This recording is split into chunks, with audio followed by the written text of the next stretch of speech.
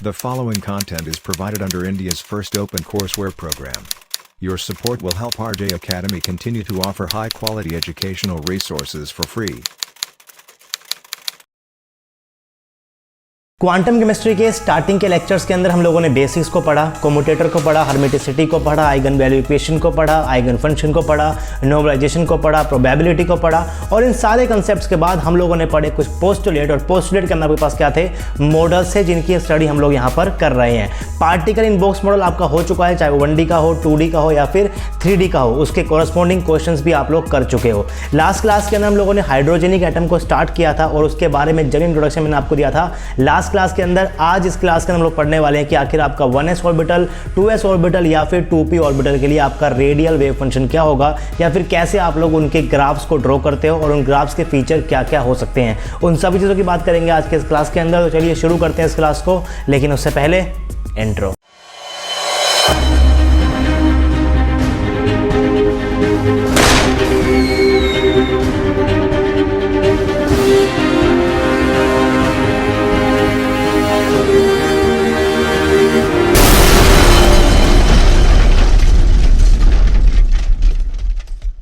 Hey guys, this is RJ and welcome to RJ Academy. So this is lecture number 25 of quantum chemistry. बहुत सारे lectures हो चुके हैं, आपने नहीं देखे हैं प्रीवियस लेक्चर, फर्स्ट टाइम आए हो मेरे चैनल के ऊपर तो सबसे पहले तो क्या कर लो, आप लोग चैनल को सब्सक्राइब कर लो और सब्सक्राइब करते हुए बेल आइकन जरूर प्रेस करना ताकि आपके पास नोटिफिकेशन पहुंच जाए जब भी मैं यहाँ पर कोई नया लेक्चर अपलोड करूँ। और उसके बाद आप लोग शुरू करो अपनी क्वांटम केमिस्ट्री की प्लेलिस्ट और साथ पढ़ना शुरू करो क्वांटम केमिस्ट्री मेरे साथ। आपको सब कुछ समझ में आएगा, मैंने सब कुछ आपको बिल्कुल बेसिक से पढ़ाया हुआ है। और अगर आप लोगों ने लेक्चर नंबर 24 नहीं देखा है तो आज का लेक्चर तो आपको बिल्कुल भी समझ में नहीं आएगा, क्योंकि बिल्कुल वहीं से स्टार्ट करेंगे जहां से मैंने कल आपको छोड़ा था। कल आप लोगों ने क्या निकाला था, आप लोगों ने अपने रेडियल फंक्शन को निकाल लिया था, जो भी आपका निकल कर आया था R1s ऑर्बिटल के लिए आपका क्या निकल कर आया था, मैं आपको यहां पर दिखा देता हूं।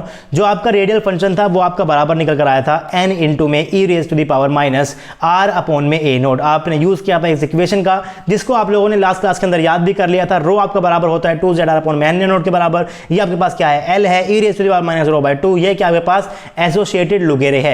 L11 की वैल्यू याद की थी आपने, L12 की वैल्यू याद की थी आप लोगों ने, L33 की वैल्यू याद की थी। और ये तीनों वैल्यूज आपको याद होनी चाहिए ताकि आप लोग 1s से कोरस्पॉन्डिंग, 2s से कोरस्पॉन्डिंग और 2p कोरस्पॉन्डिंग क्या निकाल पाओ, अपने रेडियल पार्ट को निकाल पाओ। इसके बाद अगर आप लोग अपने ऑर्बिटल्स को बढ़ाओगे तो उसके लिए आपको क्या जरूरत पड़ती है, एसोसिएटेड लुगेरे की वैल्यू की जरूरत पड़ती है, जो बहुत ज्यादा क्या होता है, कॉम्प्लेक्स हो जाता है। इसीलिए आपको इन तीन ऑर्बिटल के क्या पढ़ना है, रेडियल पार्ट पढ़ना है। लेकिन जब मैं आपको पढ़ाऊंगा एंगुलर पार्ट, वहां पर हम लोग किसी भी ऑर्बिटल की बात करेंगे, क्योंकि वहां पर आपके पास ज्यादा कॉम्प्लेक्स चीजें निकलकर नहीं आएगी। तो फंक्शन आपके सामने आ गया था RR10 का, यानी कि 1 ऐसा क्या आ गया था, n इंटू में e raise to the power minus r upon में a नोट। अब कुछ नहीं करेंगे, इसको क्या करने वाले हैं, नॉर्मलाइज करेंगे ताकि वहां से आपके पास क्या निकल जाए, नॉर्मलाइजेशन कांस्टेंट की वैल्यू को निकल जाए। तो कैसे करते हो पता है, फंक्शन लगाते हो डी टाउ लगाओगे, इक्वल टू क्या कर दोगे, उसको 1 के बराबर कर दो। क्योंकि अगर आप लोग पूरे स्पेस के ऊपर प्रोबेबिलिटी चेक करते हो तो किसके बराबर आनी चाहिए, आपके पास वो 1 के बराबर आनी चाहिए। ये सब छोटे छोटे कंसेप्ट्स आप लोग बेसिक्स के अंदर कवर कर चुके हो।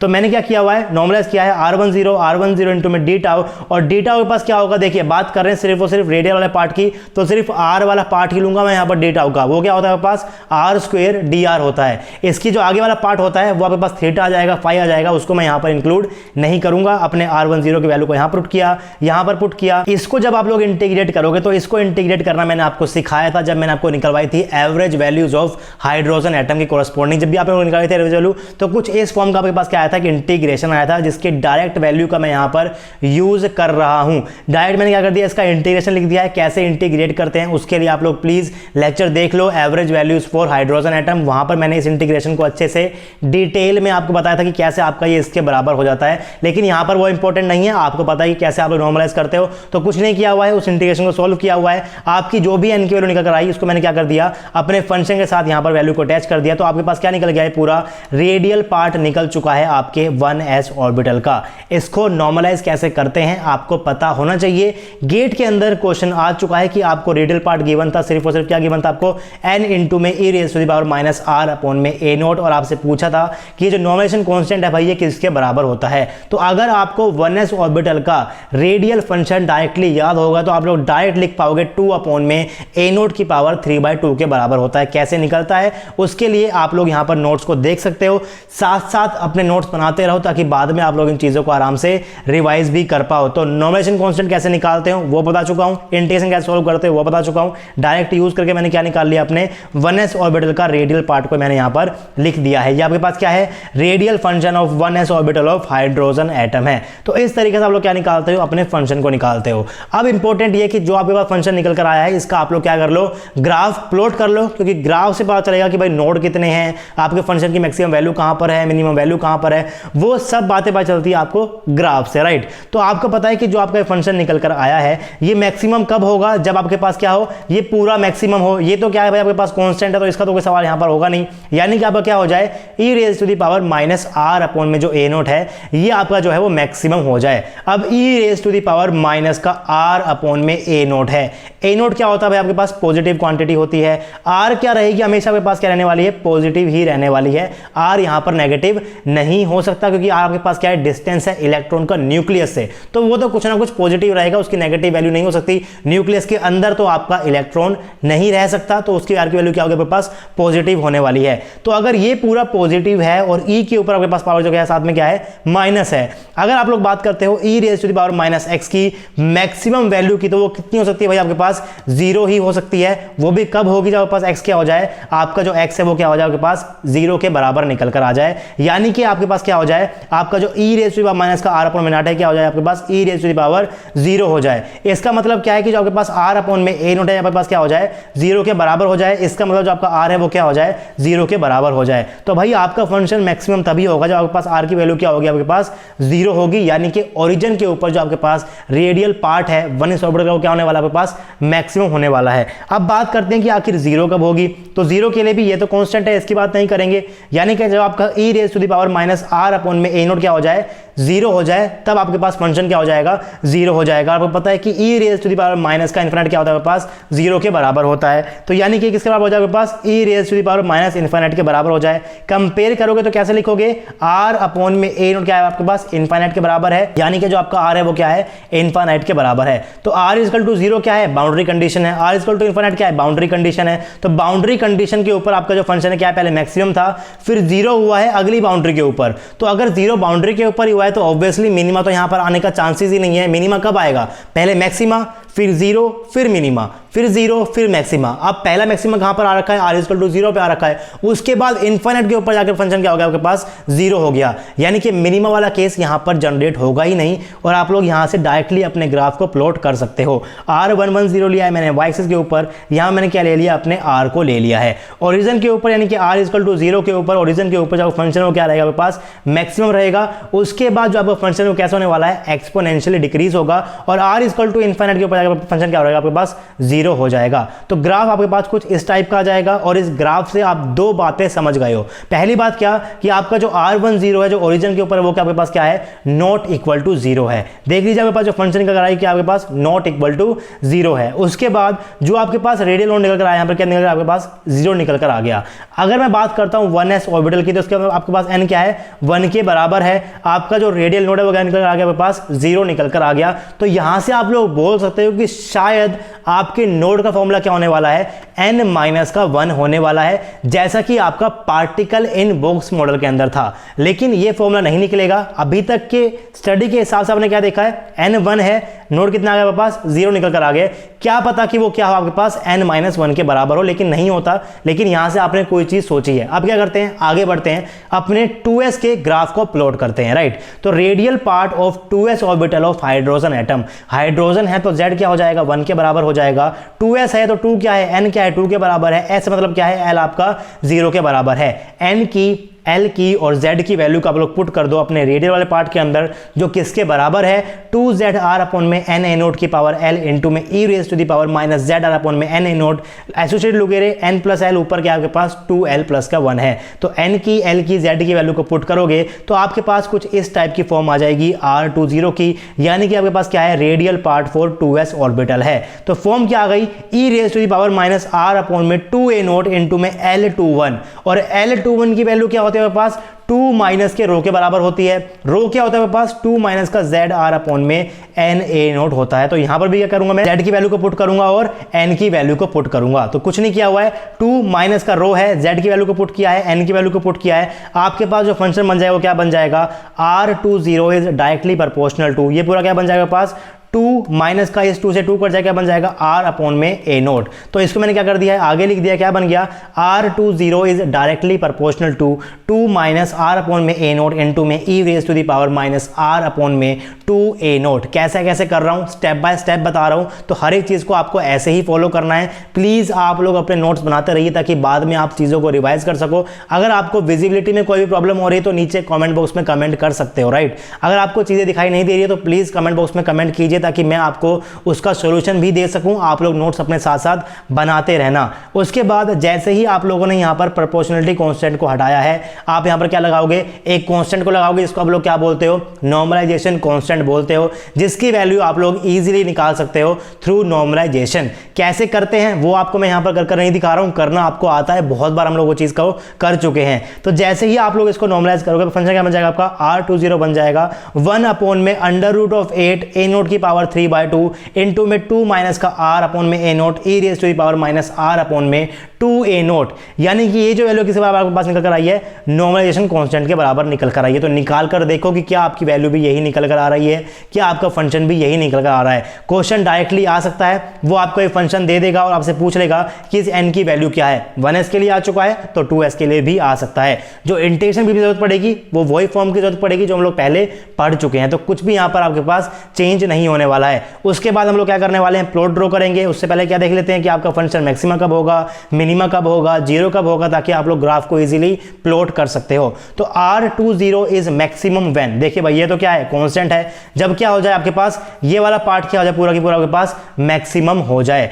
इसका मैक्सिमम मतलब क्या है कि आपके पास ये वाला भी टर्म क्या हो, मैक्सिमम हो, और ये भी आपके पास क्या हो, मैक्सिमम हो। अब यहां पर अगर आप लोग इस टर्म को देखोगे, क्या है आपके पास 2 माइनस का आर अपॉन में ए नोट है। अगर आप लोग चाहते हो कि पूरी टर्म क्या हो, मैक्सिमम रहे, तो जो चीज यहां सब्ट्रैक्ट हो रही है क्या होनी चाहिए आपके पास, बिल्कुल मिनिमम होनी चाहिए। ये मिनिमम कब होगी, जब आर की वैल्यू क्या लिख दूं मैं, 0 पुट कर दूं। यानी कि यहां से आप लोग क्या बोल सकते हो कि जब r = 0 होगा तो आपका ये वाला पार्ट क्या होने वाला है, मैक्सिमम होने वाला है। उसके बाद एक्सपोनेंशियल वाला पार्ट आपने अभी देखा था कि मैक्सिमम कब होगा, जब आपके पास r क्या हो जाए, 0 के बराबर हो जाए। यानी कि ये पार्ट ही मैक्सिमम कब होने वाला है, जब r क्या हो, 0 हो, और ये भी कब होगा, जब आपके पास r क्या हो, 0 हो। तो बहुत अच्छी बात, दोनों क्या है, सेम को फॉलो कर रहे हैं। इसका मतलब आपके पास मैक्सिमम वैल्यू कब होगी, जब आपके r का वैल्यू क्या होगी, 0 के बराबर होगी। यानी कि यहां पर भी ओरिजिन के ऊपर जो फंक्शन है वो कैसे निकल कर आया है, मैक्सिमम निकल कर आ रहा है। फीचर्स डेवलप करेंगे, कुछ कुछ चीजें यहां से कॉमन निकलेगी, उसके बाद आपके पास फीचर्स बनकर आएंगे कुछ 4-5, उनको याद कर लेना।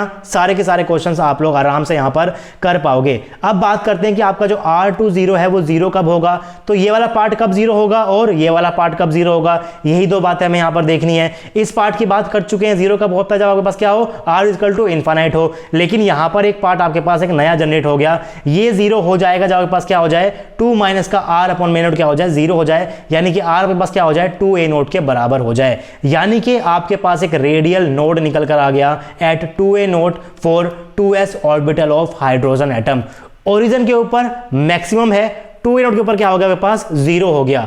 उसके बाद आपके पास यहां पर i = इनफिनिटी के ऊपर क्या है आपके पास, ये 0 के बराबर दोबारा से है। तो ऑफ कोर्स ग्राफ कुछ ऐसा बनेगा कि ओरिजिन के ऊपर क्या आपके पास मैक्सिमम है, उसके बाद यहां पर क्या आएगा आपके पास, इनफिनिट के ऊपर यहां पर भी आपके पास क्या है, 0 है। अब बात करते हैं कि क्या आपके पास यहां पर कोई मिनिमा कंडीशन आएगी, क्या आपका ग्राफ कुछ इस टाइप का आएगा। तो यस, यहां पर आपको मिनिमा भी देखना पड़ेगा, और मिनिमा को देखने के लिए आप लोग कैसे निकालोगे चीजों को, आप लोग यहां पर यूज करोगे मैक्सिमा मिनिमा कंडीशन को। तो मिनिमा के पास से क्वेश्चंस नहीं आए अभी तक, ना ही आपको यहां पर उसकी वैल्यू को याद करना है। मैक्सिमा को याद रख लो और नोड को याद रख लो। जनरली क्वेश्चन कहां से आने वाला है, नोड वाले पार्ट से आने वाला है। अगर आप लोग चाहते हो कि आप लोग यहां पर मिनिमा को निकालो तो उसके लिए कुछ ज्यादा कुछ नहीं करना है, सिर्फ आपको क्या यूज करना पड़ेगा, मैक्सिमा मिनिमा कंडीशन का यूज करना पड़ेगा।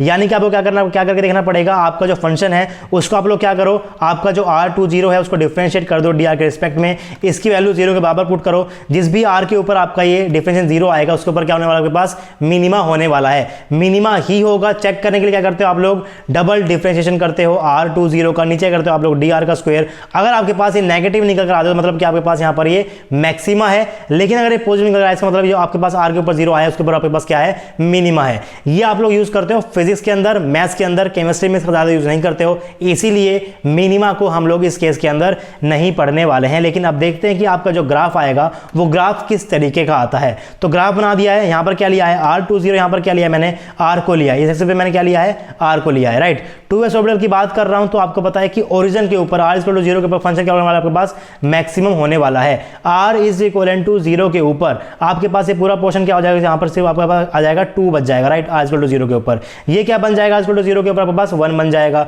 बाहर के पहले से क्या था, 1/8 इंटू में a0 की पावर 3/2 था, यानी कि r = 0 के ऊपर फंक्शन क्या बन जाएगा आपके पास, 2/8 a0 की पावर 3/2 बन जाएगा। जो फंक्शन मैंने यहां पर लिखा भी हुआ है, ऊपर क्या आएगा आपके पास 2 भी आएगा, तो फंक्शन क्या बन जाएगा, 2/8 इंटू में a0 की पावर 3/2। ये आपका फंक्शन होगा एट ओरिजिन, जो कि क्या आपके पास मैक्सिमम वैल्यू रखेगा। उसके बाद आपको पता है कि जो आपका फंक्शन निकला था अभी R20 का, ये आपका इसके बराबर था, ये बराबर था n था बाहर, उसके बराबर क्या था 2 माइनस का r/में a0 था, इधर के पास क्या था e⁻⁻r/में 2a0 था। तो कुछ इस टाइप के पास क्या था, फंक्शन था। मैंने कुछ नहीं किया हुआ है, n2 और इसको मैंने क्या कर दिया, अलग से लिख दिया, यानी कि मैंने 2 को मल्टीप्लाई किया हुआ है इसके साथ भी, फिर मैंने क्या किया हुआ है, इसको मल्टीप्लाई किया हुआ है इसके साथ, तो आपका फंक्शन कुछ इस टाइप का बन जाएगा, राइट। यानी कि आपका फंक्शन ये है और इस फंक्शन को क्या बनाना है, ग्राफ को प्लॉट करना है। तो सबसे पहली बात पता है कि ओरिजिन के ऊपर क्या रहेगा, मैक्सिमम रहेगा, तो ग्राफ को मैंने यहां से क्या कर दिया है,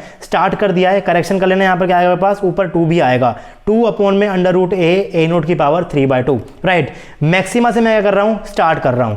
उसके बाद स्टार्टिंग के अंदर जो आपके पास ये टर्म है स्टार्टिंग वाली, देखिए ये टर्म क्या आपके पास, इसके आगे क्या है, पॉजिटिव वाला टर्म है, यहां पर आपके पास क्या है, स्टार्टिंग के अंदर नेगेटिव है। तो जो ग्राफ की ऊपर वाली साइड, यानी कि जो आपके पास ये वाली साइड है, इसे क्या बताते हो, पॉजिटिव साइड, या आपके पास क्या है, नेगेटिव साइड। तो जो पॉजिटिव साइड है उसको रिप्रेजेंट करेगा स्टार्टिंग वाला फंक्शन, और जो नेगेटिव साइड है उसको रिप्रेजेंट करेगा ये पीछे वाला फंक्शन। तो पहले बात करते हैं पॉजिटिव साइड की।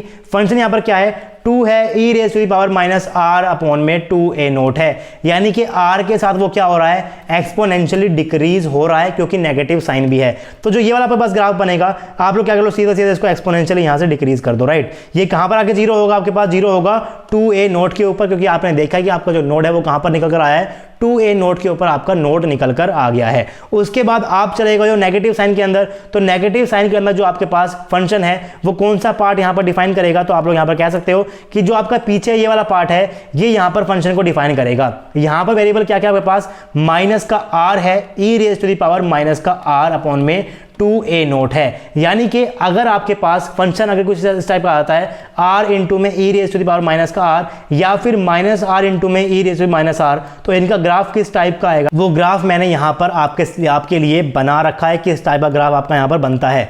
तो अगर आपका फंक्शन कैसा होता है, पॉजिटिव r इंटू में e⁻⁻r, तो वो आपके पास कुछ इस टाइप का आएगा। पहले वो इस r की वजह से स्टार्टिंग में क्या होगा आपके पास, यहां पर क्या है आपके पास, स्टार्टिंग के अंदर ये r है, इस पॉजिटिव r की वजह से क्या होगा आपके पास, इंक्रीज होगा। उसके बाद इस e⁻⁻r की वजह से क्या हो जाएगा, वो एक्सपोनेंशियली डिक्रीज हो जाएगा। लेकिन अगर आपके पास यहां पर माइनस का r है, तो वो क्या होगा, स्टार्टिंग के अंदर इसकी वजह से डिक्रीज होगा, और फिर यहां पर आपके पास क्या है, e⁻⁻r, इसकी वजह से क्या होगा, एक्सपोनेंशियली इंक्रीज होना शुरू हो जाएगा। तो इस तरीके से आपका ग्राफ बनता है r इंटू में e⁻⁻r का, और -r इंटू में e⁻⁻r का। यहां पर आपके पास क्या है, -r इंटू में e⁻⁻r वाली फॉर्म है, यानी कि जो आपका ग्राफ बनेगा वो इस वाले टाइप का बनेगा, जो मैंने यहां पर क्या बनाया हुआ है, नीचे बनाया हुआ है। बिल्कुल ये सेम ग्राफ मैंने यहां पर पेस्ट कर दिया है, इस टाइप का पास क्या बन जाएगा, आपके पास ये ग्राफ बन जाएगा। यहां पर क्या रहेगा, मिनिमा रहेगा, जिसको निकालने के लिए आप लोग मिनिमा कंडीशन लगा सकते हो। R20 के ऊपर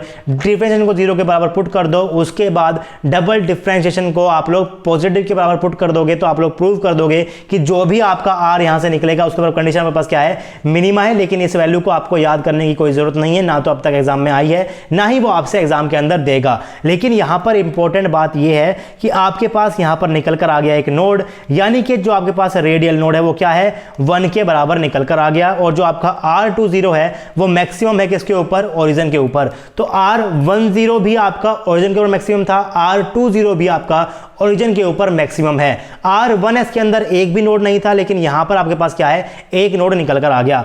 1s के अंदर क्या था आपके पास, नोड जो थे आपके पास क्या थे, वो 0 के बराबर थे। यहां पर आपके पास n की वैल्यू हो क्या आपके पास 1 के बराबर है, तो आप कह रहे थे शायद फॉर्मूला n-1 के बराबर हो, लेकिन जब आपने देखा 2s के बराबर, तो यहां पर भी जो आपके पास n की वैल्यू थी वो क्या थी आपके पास, n=2 के बराबर थी। यहां पर आपके पास नोड था वो क्या बराबर निकल कर आ गया, 0 के 1 के बराबर निकल कर आया, यानी कि यहां पर भी आपका जो n-1 फॉर्मूला है यहां पर भी वो काम कर रहा है। तो क्या रियलिटी के अंदर फॉर्मूला आपका n-1 होता है, वो देखेंगे, अभी बात करते हैं हम लोग आगे जाकर 2p ऑर्बिटल की भी। लेकिन एक इंपॉर्टेंट बात ये कि अगर आपका s ऑर्बिटल की बात कर रहा हूं, यानी कि अगर आपके l की वैल्यू 0 हो रही है, तो जैसे ही आपकी l की वैल्यू 0 होती है तो आपका जो फंक्शन है वो 1s के केस के अंदर भी आपका ओरिजिन के ऊपर मैक्सिमम था, और 20 के केस के अंदर भी, यानी कि 2s के ऑर्बिटल के केस के अंदर भी आपका जो है ओरिजिन के ऊपर मैक्सिमम है। इस बात को नोट करना कि अगर L 0 है तो ओरिजिन के ऊपर आपका फंक्शन क्या हो रहा है, मैक्सिमम हो रहा है। और S ऑर्बिटल के आपका नोड फॉर्मूला क्या निकल आपके पास n- का L निकल कर आ रहा है, यानी कि यहां से बोल सकते हो कि जो रेडियल नोड है वो सिर्फ और सिर्फ n का फंक्शन है, लेकिन वो n का फंक्शन भी होता है और L का फंक्शन भी होता है। ये पता चल जाएगा जब मैं बात करूंगा आप किसकी आगे आपके सामने 2p ऑर्बिटल की। यहां से एक बात इंपॉर्टेंट ये भी है कि जो आपका यहां पर नोड निकला है, आपके पास यहां पर जो एक नोड निकला है, इसकी वैल्यू जो आपने निकाली है, ये वैल्यू आपने कैसे निकाली है, जो आपके पास यहां पर ब्रैकेट के अंदर टर्म थी, जो आपके पास ये टर्म थी, इसको आपने क्या किया है, 0 के बराबर पुट किया है। और ये टर्म आपके पास कहां से निकल कर आई थी, ये टर्म आपके पास निकल कर आई थी 2 माइनस रो से, यानी कि L13 से आपके पास क्या निकल कर आई थी, ये L12 से आपकी जो है वो ये टर्म निकल कर आई थी, राइट। L12 से आपके पास ये टर्म निकल कर आई थी, यानी कि एसोसिएटेड लोगेरे से आपको पता है कि 2 माइनस रो के बराबर है, और यहां से आपने क्या निकाल दिया, अपने नोड की वैल्यू को निकाल दिया। यानी कि अगर आपको नोड की पोजीशन तक पहुंचना है तो आपको जरूरत पड़ती है एसोसिएटेड लगोरे की। तो एसोसिएटेड लगोरे आपके रेडियल फंक्शन का वो पार्ट है जो आपको नोड के बारे में बताने वाला है। ये बन जाएगा आपका एक फीचर, बहुत इंपॉर्टेंट फीचर है। दोनों केस में देखा है हम लोगों ने, जो ब्रैकेट के अंदर आपके पास टर्म थी वहीं से आपने क्या निकाला है, नोड निकाला है। 1s के अंदर आपका जो लगोरे था कांस्टेंट वैल्यू दे रहा था, तो वहां पर आपके पास कोई भी नोड नहीं थी। इसका मतलब अगर आपका लगोरे वैल्यू देगा तो नोड आएंगे, अगर आपका लगोरे वैल्यू नहीं देगा, एसोसिएटेड लगोरे वैल्यू नहीं देगा, तो आपके पास नोड भी नहीं आएंगे। लेकिन अगर एसोसिएटेड लगोरे ने वैल्यू दी तो आपके पास वहां पर नोड्स निकलकर आने लग जाएंगे।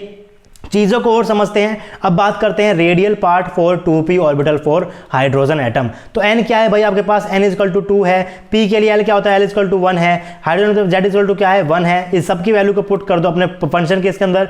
फंक्शन मैंने यहाँ पर लिखा हुआ है, अभी तक आपको याद हो भी गया होगा, 2zr अपॉन में n इंटू में a नोट की पावर क्या, l e -zr अपॉन में n note, l n plus l ऊपर क्या आ जाएगा, 2l प्लस का 1 आ जाएगा। इसे क्या बोलते हो, एसोसिएटेड लगोरे बोलते हो, जो किसको डिटरमाइन करता है, नोड को डिटरमाइन करता है। ये चीज आप लोगों ने अभी तक सीखी है, 1s केस के अंदर भी और 2s केस के अंदर भी, और 2p के अंदर भी आपको यही क्या बताएगा, नोड की वैल्यू बताएगा। देखते हैं कैसे बताता है, राइट। n की वैल्यू को, z की वैल्यू को और l की वैल्यू को पुट करूंगा तो फंक्शन निकल कर आ जाएगा पास कुछ इस टाइप का, R21 बन जाएगा n इंटू में r अपॉन में a note e r upon में 2a नोट के बराबर निकल कर आ जाएगा। यहां पर जो आपका ये लगोरे है इसकी वैल्यू क्या निकल आएगी मेरे पास, L33 निकल कर आएगी, यानी इसकी वैल्यू क्या रहेगी, कांस्टेंट रहेगी। तो अगर आपके जो लगोरे की वैल्यू है, जो आपके एसोसिएटेड लगोरे की वैल्यू है, उसकी वैल्यू निकल कर आती है कांस्टेंट, तो उस केस के अंदर आपके पास नोड यहां पर कोई भी निकलकर नहीं आने वाला है। अगर कोई वैल्यू देगा तो आपके पास क्या निकल कर आएगी, कोई ना कोई नोड निकल कर आएगी, लेकिन अगर कांस्टेंट के बराबर है तो आपके पास नोड नहीं आएगा। तो लगोरे बता रहा है कि यहां पर नोड नहीं आना चाहिए। देखते हैं आगे जाकर के क्या नोड आएगा या फिर नोड नहीं आएगा। तो आपको देखना है कि अगर आपका R21 मैक्सिमम कब है तो कैसे निकालोगे आप लोग, मैक्सिमा मिनिमा कंडीशन का आप लोग यहां पर यूज करोगे, क्योंकि अभी तक आप लोग क्या बोल रहे थे कि आपका जो R=0 है, जो आपका ओरिजिन है, उसके ऊपर जो आपका जो फंक्शन था वो क्या हो रहा था, मैक्सिमा हो रहा था। लेकिन यहां पर आपके पास R यहां पर भी है और एक्सपोनेंशियल के साथ यहां पर भी है। ऑफ कोर्स अगर आप लोग R=0 की बात करते हो तो ये वाला पार्ट क्या होने वाला है, मैक्सिमा होने वाला है। लेकिन जैसे ही आप लोग R को 0 के बराबर पुट करोगे तो आपका ये पूरा क्या हो जाएगा, 0 के बराबर हो जाएगा, और ये पूरा क्या हो जाएगा आपके पास, 0 के बराबर हो जाएगा। यानी कि इस केस के अंदर आपका जो ओरिजिन है उसके ऊपर आपका फंक्शन वो क्या वैल्यू दे रहा है, 0 के बराबर वैल्यू दे रहा है। एक बात नोट करने की ये भी है, जैसे ही आपके पास L की वैल्यू 1 हुई, आपके पास क्या शुरू हो गया, आपके पास यहां पर बाहर से फंक्शन आना शुरू हो गया। यानी कि जो स्टार्टिंग वाली टर्म थी वो क्या देने लगी, कोई ना कोई वैल्यू देने लग गई। 1s के लिए और 2s के लिए आपका l क्या था, 0 था। तो अगर आपका l 0 था तो यहां पर क्या करते थे आप l की वैल्यू को 0 पुट कर देते, पूरा पार्ट क्या होता था आपके पास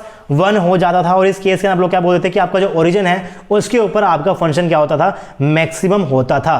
लेकिन जैसे ही आपकी l ने वैल्यू देना शुरू किया, l की वैल्यू 1 हुई, इस पार्ट की कोई वैल्यू रह गई और ये r आपको यहां पर आगे जाकर लेना पड़ा। यानी कि अब क्या हो गया, ओरिजिन के ऊपर फंक्शन क्या हो गया, मैक्सिमम नहीं रहने लगा। तो जैसे ही l की वैल्यूज आएंगी आपका फंक्शन जो है वो ओरिजिन के ऊपर मैक्सिमम के बजाय 0 होना शुरू कर देगा, क्योंकि ओरिजिन पे अगर r 0 है तो आपका फंक्शन क्या हो जाएगा, 0 हो जाएगा। अगर मैं बात करता हूं l की वैल्यू को 2 ले लेता हूं, मान लीजिए कि l की वैल्यू क्या है आपके पास 2 है, तो यहां पर क्या हो जाएगा, r का स्क्वायर हो जाएगा। अगर आपका r 0 है तो r स्क्वायर भी क्या होगा, 0 होगा, फंक्शन क्या हो जाएगा, 0 हो जाएगा। तो फीचर नंबर 2, अगर l की वैल्यू 0 के अलावा कुछ भी होती है तो आपका फंक्शन जो है वो ओरिजिन के ऊपर 0 हो जाता है। लेकिन अगर आपके l की वैल्यू 0 होती है तो आपका फंक्शन ओरिजिन के ऊपर मैक्सिमम वैल्यू देगा। ये आपके पास क्या है, फीचर नंबर 2 है। 2 फीचर समझा चुका हूं, कुल मिलाकर 4-5 फीचर हैं जो पढ़ाऊंगा मैं आपको नेक्स्ट क्लास के अंदर। तो भाई इस केस के अंदर हम लोग आखिरी मैक्सिमा कैसे निकालें, तो आपके पास तरीका वही है, मैक्सिमा मिनिमा कंडीशन लगाओ, डिफरेंशिएट करो, फंक्शन को 0 के बराबर पुट कर दो, वहां से आपके पास जो भी आर की वैल्यू निकल कर आएगी वो क्या होगी, उसके ऊपर या तो आपके पास मैक्सिमा होने वाला है या फिर आपके पास क्या होने वाला है, मिनिमा होने वाला है। तो इसको कैसे निकालते हैं इंपॉर्टेंट नहीं है, यहां से क्वेश्चंस आपके पास नहीं आते हैं। अब बात करते हैं कि जो आपके पास R21 है ये अगर 0 के बराबर कब होगा, तो 0 के बराबर कब हो सकता है, जब आपका पार्ट ये वाला पार्ट क्या हो जाए 0 के बराबर हो जाए, या फिर ये वाला पार्ट क्या हो जाए 0 के बराबर हो जाए। ये 0 कब होगा, जब सिंपली आपका R क्या हो जाए 0 के बराबर हो जाए, और ये 0 कब होता है वो R क्या हो जाए आपके पास इनफाइनाइट के बराबर हो जाए। तो ये दोनों चीज़ कंडीशन आपके पास क्या है, बाउंड्री कंडीशन है। यानी कि R इक्वल टू 0 के ऊपर फंक्शन क्या है आपके पास 0 है, R इक्वल टू इनफाइनाइट के ऊपर फंक्शन आपके पास क्या है 0 है। यानी कि ग्राफ कुछ इस टाइप का बनेगा आपके पास, R इक्वल टू 0 फंक्शन क्या आपके पास 0 है, यहाँ पर फंक्शन आपके पास क्या है 0 है। तो कुछ इस टाइप का आपके पास ग्राफ बनने वाला है। दोनों ही जो आपके पास बाउंड्री कंडीशन है वहां पर फंक्शन आपके पास क्या हो जाता है 0 हो जाता है। तो ग्राफ आपके पास कुछ इस टाइप का निकल कर आएगा। तो भाई ग्राफ को भी एक बार हम लोग यहाँ पर देख लेते हैं। अगर आप लोग ग्राफ को प्लॉट करोगे तो कुछ आपके पास इस टाइप का ग्राफ निकल कर आएगा, और जो इसकी मैक्सिमम वैल्यू होगी वो इसकी निकल कर आएगी R equal to 2a note के ऊपर। कैसे निकालते हो मैंने आपको बताया है, डिफरेंशिएट करो, 0 के बराबर पुट करो, जिस भी R के ऊपर वैल्यू 0 आएगी उसके ऊपर क्या होता है आपके पास मैक्सिमा या मिनिमा होगा। इस केस में क्या होगा आपके पास वो मैक्सिमा होता है। कैसे निकालते हैं इंपॉर्टेंट नहीं है, लेकिन वैल्यू किसके ऊपर आती है आपके पास 2a नोट के बराबर ही आती है। याद करना बहुत आसान है, क्योंकि 2s केस के अंदर 2a नोट के ऊपर आपके पास क्या आ रहा था, नोड आ रहा था। सेम उसी पोजीशन के ऊपर यहां पर पास क्या आने वाला है, आपके पास मैक्सिमा कंडीशन आने वाली है। तो R21 का ग्राफ भी आपके सामने बनकर तैयार है। और यहां से आपने ये चीज सीखी है कि अगर आपके L कोई भी वैल्यू देगा तो भाई ओरिजिन के ऊपर क्या हो जाएगा पास फंक्शन क्या होता है 0 हो जाता है। यहां पर आपका जो रेडियल नोड है वो क्या आपके पास 0 के बराबर है। बात कर रहे हैं 2p ऑर्बिटल की। अगर n-1 वाला फॉर्मूला सही होता तो यहां पर क्या होने वाला था, 2-1 के हिसाब से आपके पास एक नोड आनी चाहिए थी, लेकिन यहां पर कोई भी नोड नहीं आई। इसका मतलब जो आपका नोड का फंक्शन होने वाला है, जो नोड का फॉर्मूला होने वाला है, उसके अंदर वो सिर्फ और सिर्फ n को इंक्लूड नहीं करेगा, वहां पर l का भी कोई ना कोई रोल होने वाला है। यानी कि जो आपका रेडियल नोड है वो n के ऊपर भी डिपेंड करता है और l के ऊपर भी डिपेंड करता है। ये है आपका फीचर नंबर 3। तो 3 फीचर मैं आपको ऑलरेडी बता चुका हूं, 2 फीचर और हैं वो बताऊंगा आपको मैं नेक्स्ट क्लास के अंदर। उन फीचर से आते हैं क्वेश्चन भी हम लोग करेंगे नेक्स्ट क्लास के अंदर। तो उम्मीद करता हूं कि आपको समझ में आ रही होगी चीजें कि कैसे आपको हाइड्रोजन एटम को पढ़ना है, या फिर कैसे कैसे आपको यहां से फीचर्स को जनरेट करना है। 3 ग्राफ बताए हैं, तीनों ग्राफ आपको पता होना चाहिए। मैक्सिमा कंडीशन मिनिमा कंडीशन कैसे निकाली है वो भी आपको आना चाहिए। फंक्शन को प्रोपोर्शनलिटी कांस्टेंट आगे आप लगाते हो, कांस्टेंट को लगाते हो, उस कांस्टेंट की वैल्यू कैसे निकालते हो नोवेशन कांस्टेंट की हेल्प से, वो भी आपको पता होना चाहिए। और आपको याद करने के लिए सिर्फ एक ही चीज याद करनी, मैंने बताया आपको कि आपको बस ये याद करना है कि जो आपका रेडियल फंक्शन होता है ये आपका किसके प्रोपोर्शनल होता है। सिर्फ और सिर्फ आपको ये फॉर्मूला याद करना है हाइड्रोजन एटम के अंदर से। इसके अलावा आपको जो याद करनी क्या करनी है, आपको L11 की वैल्यू याद करनी है, आपको L21 की वैल्यू याद करनी है, आपको L33 की वैल्यू याद करनी है। इसके अलावा आपको कुछ भी याद नहीं करना है। ये क्या होता है कांस्टेंट, ये क्या होता है कांस्टेंट, ये क्या होता है पास 2 माइनस का रो आपके पास क्या होता है आपके पास ZR 2ZR अपॉन में n a नोट के बराबर क्या होगा आपके पास रो होगा। ये कुछ 3-4 बातें ही याद करनी है, इसके अलावा कुछ भी याद नहीं करना है। कैसे कैसे इनको यूज़ करना है आपको मैंने समझाने की कोशिश की है। नेक्स्ट क्लास के अंदर आपको अलग से फीचर्स लिखवाऊंगा। अगर आपको ये वीडियो पसंद आया, आपको यहाँ से कुछ नया सीखने को मिला, तो वीडियो को लाइक कर सकते हो, साथ ही अपने दोस्तों के साथ इस वीडियो को शेयर कर सकते हो। अगर आपको मेरा काम पसंद आता है तो आप आरजे अकेडमी को फाइनेंशियली सपोर्ट भी कर सकते हो। आप लोगों में गूगल पे कर सकते हो, फ़ोन पे कर सकते हो या फिर पेटीएम कर सकते हो। आपसे मिलेंगे नेक्स्ट क्लास में, तब तक के लिए पढ़ते रहिए, पढ़ाते रहिए, खुश रहिए। Thank you very much.